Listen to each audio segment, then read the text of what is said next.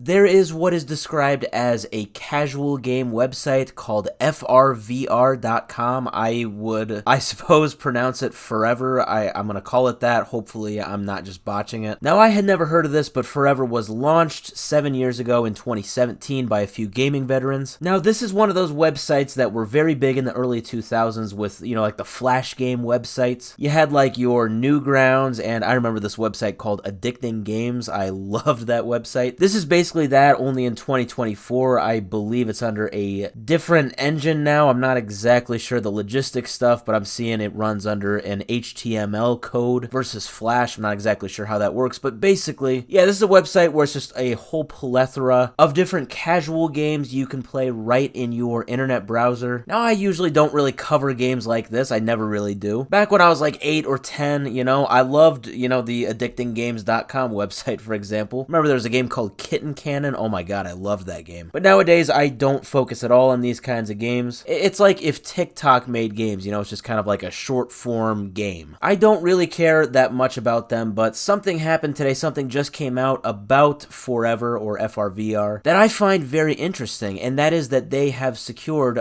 just recently over $12 million worth of funding, and they are putting this all in AI generation, specifically utilizing AI to assist them in their game generation and their game development. Basically, they want to use AI to, I'm sure you've heard this before, enhance the game development, kind of speed it up, pump out more games, that sort of thing. I think this is interesting because this is coming specifically from a casual games website such as this. AI generation in video games definitely is a very controversial topic. I would say most people are against it for various reasons. But when you take a casual game website, especially when you think about like these games, they just rely on a certain gimmick, click here, click there. It's nothing like, Skyrim or Mass Effect, where you need a whole story. It's just kind of one gimmick and that's the game. AI generation, like it or not, it's still controversial, of course, but I think especially, securing millions of dollars toward the funding of the optimization of AI, assisting in the creation of these sort of casual games, it is insane. I really, really think it's going to change the game of these casual types of games. I quite literally think that these games are going to make themselves. You're going to really start seeing them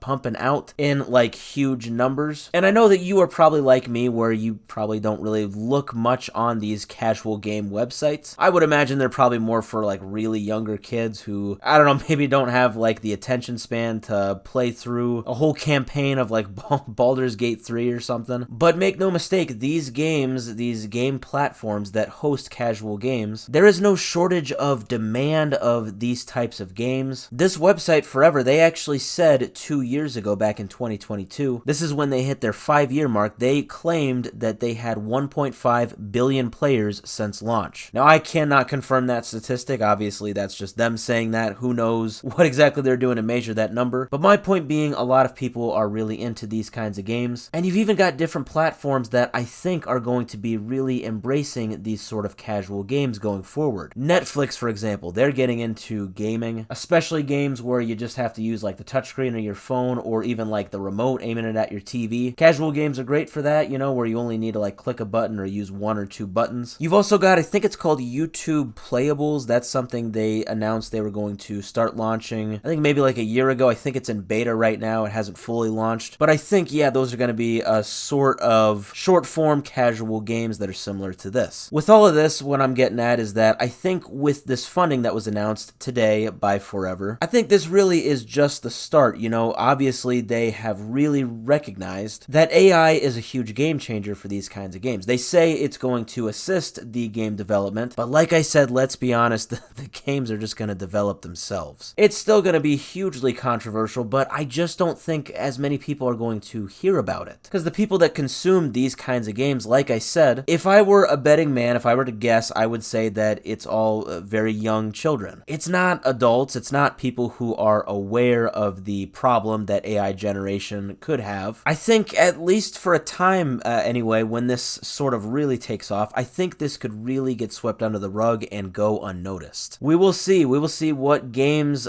Forever starts pumping out. Crazy to think that a lot of them could be AI generated. Like I said, I didn't know this website existed until today. I had to try it out myself just because I was going to make a video on it. I want you to know I literally played a game called Butt on Fire. Yeah, Butt on Fire. Yeah, I didn't wake up this morning knowing I was going to play a game called Butt on Fire, but that is what I do for you. So anyway, yeah, I just thought this was interesting. I really think that AI generation, like it or hate it, it's going to take over center stage for these casual games going forward.